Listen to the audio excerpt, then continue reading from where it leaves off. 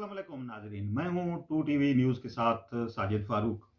नाजरीन, हमारे मुल्क में जो सियासी टेम्परेचर है वो उसमें उतार चढ़ाव अक्सर रहता है और सियासी जमातें वक्ती तौर पर बाज़ औक़ात एक दूसरे के साथ अपने मफाद के लिए अवामी मफाद के नाम पर इकट्ठी हो जाती हैं, लेकिन बाद में जब उनके अपने ज़ाती जो मफादात हैं उनको कहीं पे ठेस पहुंचती नज़र आती है तो वो एक दूसरे से रास्ते जुदा करने में भी देर नहीं लगती। पिछले 10-15 साल के दौरान हमने देखा कि इस सूरत हाल में बड़ी तेज़ी के साथ तब्दीलियाँ हुई हैं। जो माज़ी के एक दूसरे के हरीफ थे वो हलीफ भी हुए और हलीफ जो थे वो हमने एक दूसरे के हरीफ बनते भी देखे हैं। यही सूरत हाल इस वक्त भी नज़र आ रही है। पाकिस्तान तहरीक इंसाफ जो 2018 के इंतखाबात में कामयाब होकर बरसर इक़्तिदार आई अपने इत्तेहादियों के साथ, उससे इक़्तिदार में आने के बाद अपोजिशन की तरफ से मज़ाहमत का भी सामना रहा, एहतजाज भी हुए, मौलाना फजल रहमान का आज़ादी मार्च भी हमने देखा। लेकिन जो एक अपोजिशन इत्तेहाद बना बाद में पीडीएम के नाम पर, वो उस अपोजिशन इत्तेहाद में मुख्तलिफ नज़रियात की हामिल जो जमातें हैं वो एक दूसरे के साथ अगरचे वक्ती तौर पर हमें इकट्ठी नज़र आईं, लेकिन मुख्तलिफ ख्याल जिन जमातों के जो नज़रियात हैं या फिर उनके जो मफादात हैं वो एक दूसरे से यकसर मुख्तलिफ रहे हैं। यही वजह है कि जब भी कोई ऐसा मौका आया कि जब किसी सियासी जमात ने, जो पार्लिमानी जमात ने, अगर उसने महसूस किया कि दूसरी जमात को उस पर सबकत हासिल हो रही है किसी मामले पर, तो वो पीछे हटने लगी। मौलाना फजल रहमान ने जो आज़ादी मार्च किया था उसमें हमने देखा कि मुस्लिम लीग नून और पीपल्स पार्टी ने भी बिल्कुल इसी तरह का सलूक उनके साथ, मौलाना फजल रहमान के साथ किया था। उस वक्त भी बड़े सख्त मायूस हुए थे।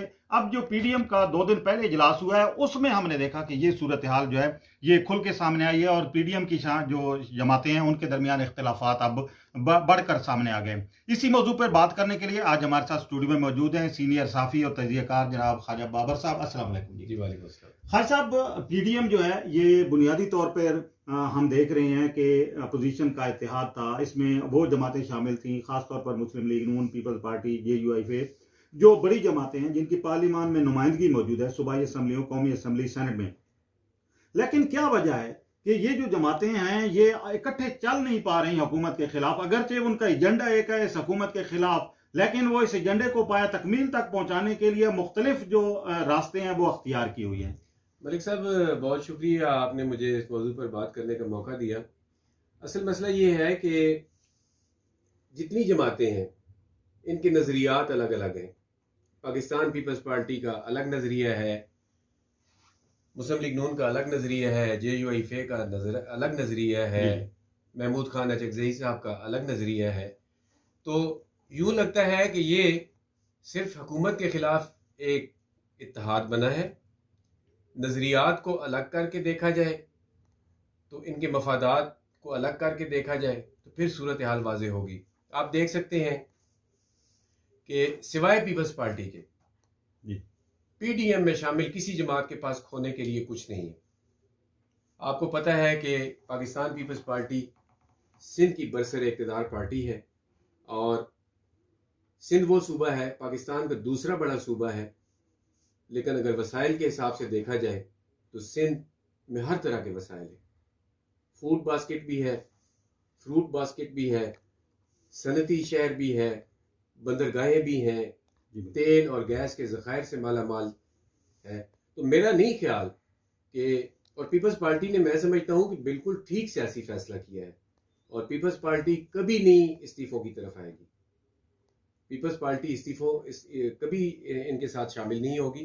पीपल्स पार्टी अपनी सियासत उनकी अलग है, उनका अपना एक तरीक़ाकार है, वो वक्त तो गुजारा जा सकता है। आप देख लें 3 साल हुए हैं सिर्फ जी, 3 साल भी मुकम्मल नहीं हुए, ये अगस्त में 3 साल मुकम्मल हो जाएंगे मौजूदा हुकूमत को, तो अभी 2 साल से ज़्यादा अरसा बाकी है।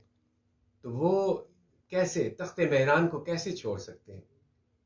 जी बिल्कुल ख्वाजा साहब, बिल्कुल आपकी बात दुरुस्त है कि ये जो हालात हैं, मौजूदा हालात में पीपल्स पार्टी बिल्कुल भी जो ख़ास तौर पर सिंध हुकूमत है उससे अलग नहीं होना चाहती। इससे पहले भी हमने देखा कि जब सेनेट के इंतखाबात होने जा रहे थे उस वक्त भी मुस्लिम लीग नून और JUIF की तरफ से ये चीज़ सामने रखी गई थी और ये बात की गई थी कि अगर हम असम्बलियों से इस्तीफ़े दे दें तो हो सकता है कि ये जो सेनेट के इंतखाबात हैं, और उस वक्त ये खदशा ज़ाहिर किया जा रहा था कि जो पाकिस्तान तहरीक इंसाफ है वो बड़ी पार्टी बन के और अक्सरियती जमात बन के आ जाएगी और फिर अगर सेनेट में वो आ गई तो कानून साजी के हवाले से जो माजी में मुस्लिम लीग काफ और मुस्लिम लीग नून और पीपल्स पार्टी जो है रुकावटें खड़ी करती रहे पीटीआई के रास्ते में, तो वो रुकावटें खत्म हो जाएंगी। ख्वाजा साहब, बात करती हैं सियासी जमातें अवाम की, हम अवाम की बात करती हैं, लेकिन जब वो सियासत करती हैं और तो अपने उनके जो नजरियात हैं, उनके जो मफादात हैं, उनको सामने रख के की जाती है। अब भी यही इशू है। क्या आप समझते हैं कि ये जो सियासी जमातें जो अवाम के नाम पे वोट लेके, अवाम से वोट लेके आती हैं और अवाम को एक सुनहरे ख्वाब दिखा के आती हैं, उनकी जो सियासत है उसका महवर कहीं अवाम भी हैं?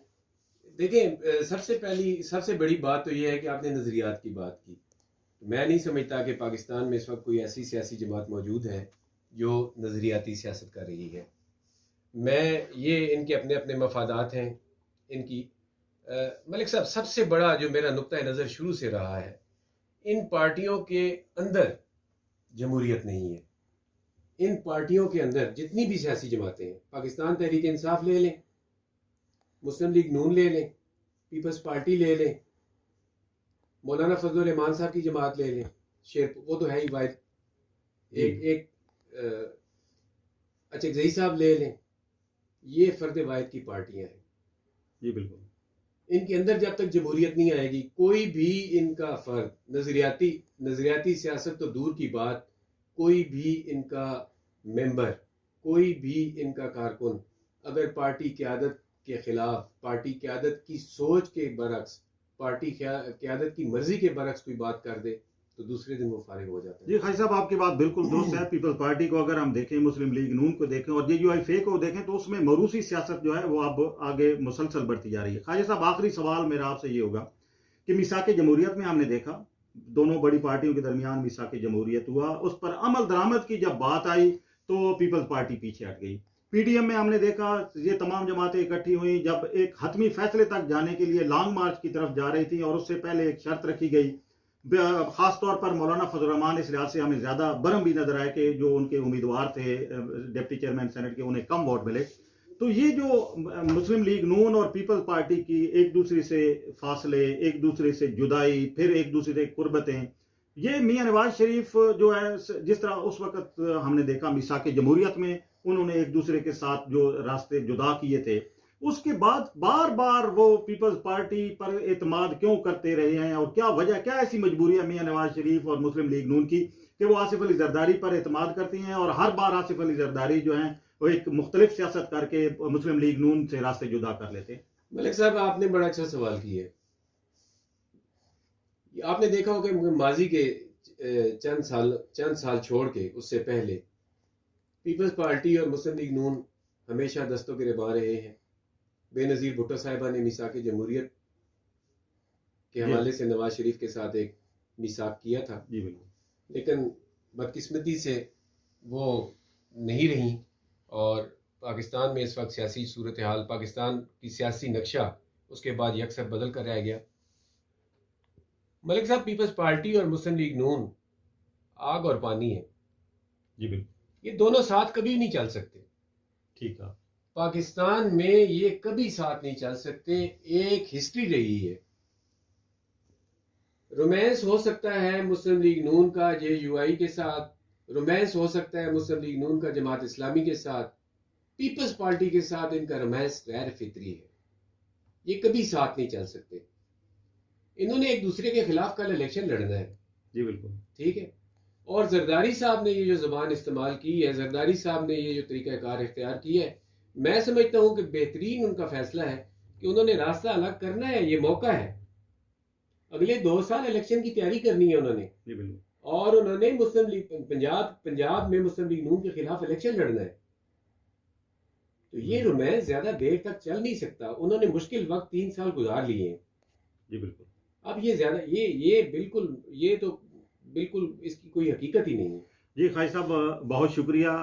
नादरीन, जिस तरह ख्वाजा साहब भी फरमा रहे थे और हमने देख भी रहे हैं इस वक्त हम कि ये जो अपोजिशन है हुकूमत के खिलाफ जो उस इत्तेहाद एक लेके चल रही थी, उस इत्तेहाद को अब हमने टूटते भी देखा है।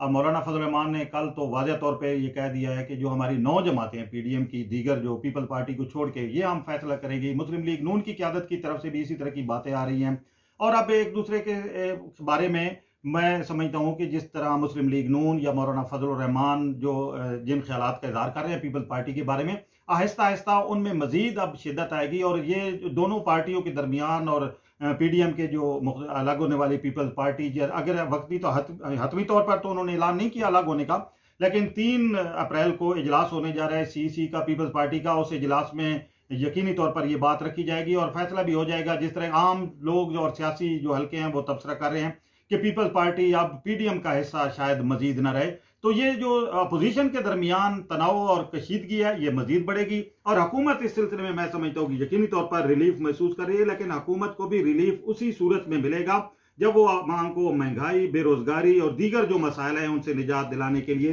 कोई हतमी इकदाम करेगी। पहले 2.5 साल में हुकूमत ने इस सिलसिले में पॉलिसियां वजह की हैं, अब अगर वो पॉलिसियां बन गई हैं तो उन पर अमल दरामद का वक्त है। हुकूमत को अगर अपोजिशन पर बरतरी हासिल करनी है, अवाम में अपनी हमदर्दियां हासिल करनी है और अवाम को आगे 2023 में एक मरतबा फिर अपने हक में वोट डालने के लिए कायल करना है, तो अब महंगाई का ये जो जिन है इसको बोतल में बंद करना होगा। इसके बगैर हुकूमत के पास भी कोई दूसरा रास्ता नहीं रहेगा। इसी के साथ अपने मेजबान साजिद फारूक को दीजिए इजाजत। अल्लाह हाफिज।